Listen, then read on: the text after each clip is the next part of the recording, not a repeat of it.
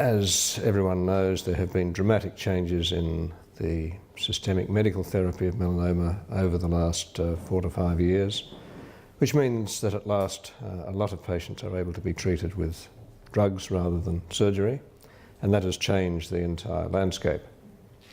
However, there are a number of situations where surgery still remains the most effective and probably the safest and cheapest option. The situation with sentinel node positive patients has changed as of the middle of last year, when the results of MSLT2, the second selective multicenter lymphadenectomy trial, came out and showed that there was no advantage to doing a completion lymph node dissection for patients found to be sentinel node positive with melanoma.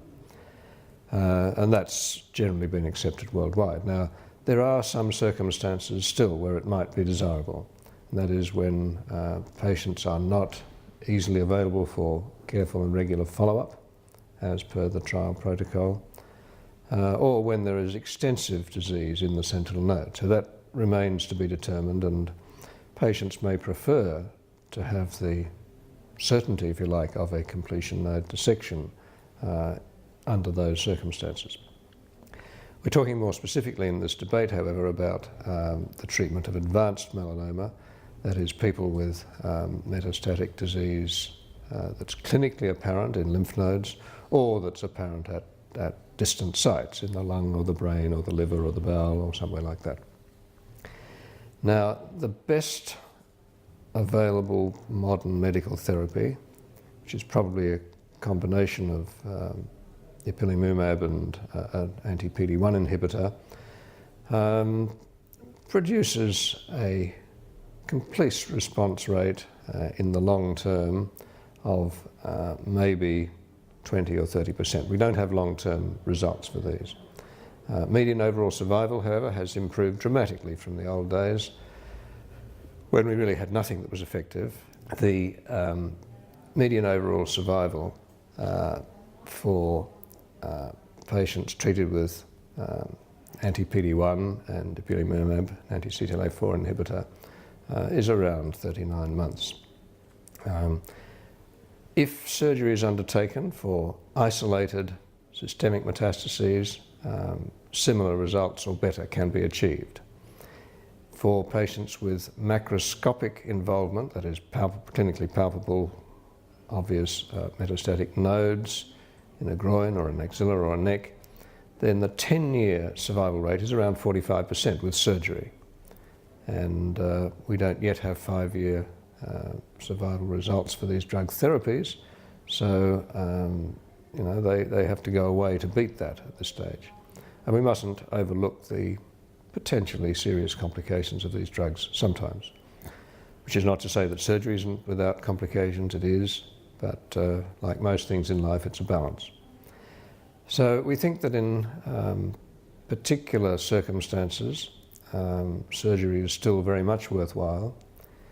The rider to that is that there may be benefit in giving neoadjuvant systemic therapy before treating surgically, and we're awaiting with great interest the results of clinical trials of neoadjuvant therapy before surgery.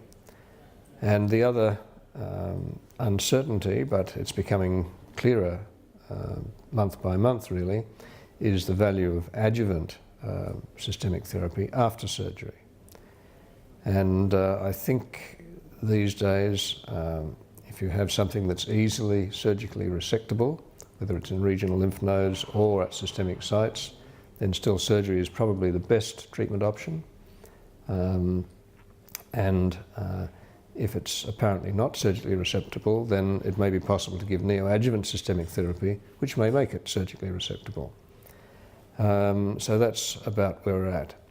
The management of these patients has become very much a multidisciplinary affair.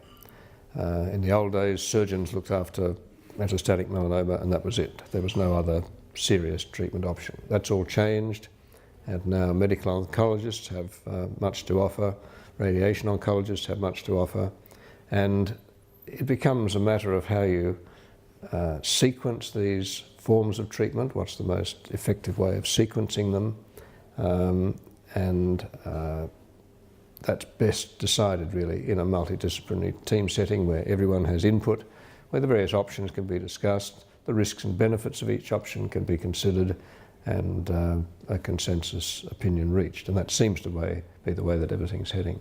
But there is a good consensus really. I mean, you can swing a bit more towards systemic therapy if you wish, but everyone agreed that if you have a good response to systemic therapy and there is a residual lesion left, then that is best treated by surgery. And that's becoming an increasingly common situation. The responses to these new drugs are amazing and dramatic sometimes, but occasionally there's just 1 or 2 foci of disease left. And if they are removed surgically, then it looks as though the patients can go on, are rendered disease-free and can go on to long-term disease-free survival.